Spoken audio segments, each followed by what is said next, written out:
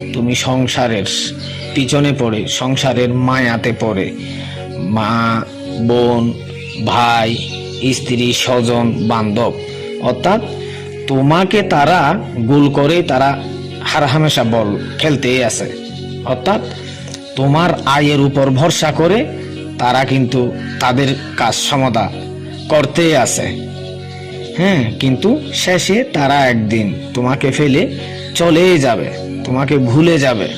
তোমার কর্মের কথা, তোমার উপার্জনের কথা, উপকারের কথা তারা স্বীকার করবে না।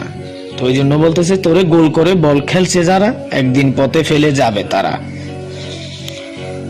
কাজলের গোল খাওয়া হয়েছে সারা, বা মাতালের গোল খাওয়া হয়েছে সারা। এখানে মনে করেন মাতাল রাজ্জাকের অনেক গান কাজল দেওয়ান যখন গাইতেছে বা অন্যান্য কেউ গাইতেছে, তখন অর্থাৎ নিজের উপর টেনে এনে নিজের নাম যখন দেয়, তখন সংকলক এবং সম্পাদকগণ অনেক সময় এই নামটাও মানে বরাবরই বসে যায়। কিন্তু এগুলো হলো মাতাল রাজ্জাকের লিখা।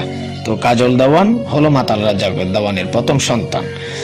তো কাজলের গোল খাওয়া হয়েছে সারা, মাতাল শেষের বাসি ফুলালি। মানে কাজলের গোল খাওয়া হয়েছে সারা, মানে গোল খাওয়া শেষ হয়ে গেছে, গোল হয়ে গেছে। মাতাল শেষের বাসি ফুলালি, মানে শেষের বাসি বল খেলা যখন শেষ হয় তখন রেফারি একটা ফুঁত করে একটা বাসি দেয়, ওই জন্য শেষের বাসি ফুলালি এটা বলা হচ্ছে। তার মানে পিছনে হাত দিয়া দেখ তোর মাল গোদাম কালি। তুমি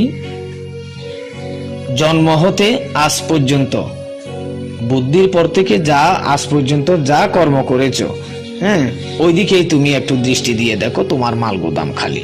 না জানিয়া সাধন ভজন মালিকের মাল খোয়ালি। সাধন ভজন ভাবে না জেনে, শুদ্ধভাবে না জেনে তুমি আল্লাহ পাকের, মাওলা পাকের দেওয়া প্রদত্ত জ্ঞান, ঐশী, এইসব মাল, এইসব দামি মাল তুমি হারিয়ে ফেলেছ। এটাকে বিশ্লেষণ করলে যদি আরেক ধাপ যদি যায়, তাহলে বলতে হয়, অর্থাৎ তোমাকে রতি, বীর্য এগুলো দিয়ে মালিকে তোমাকে দুনিয়াতে পাঠিয়েছেন। তুমি এগুলো শুদ্ধভাবে ব্যবহার না করে, তুমি এগুলোকে সঞ্চয় না করে, এগুলোকে শুদ্ধভাবে প্রয়োগ না করে, তুমি এগুলো কুপথেই শুধু হারাতেই ছিল, এটাই বলতেছে। তো বন্ধুরা, ভালো থাকবেন সবাই।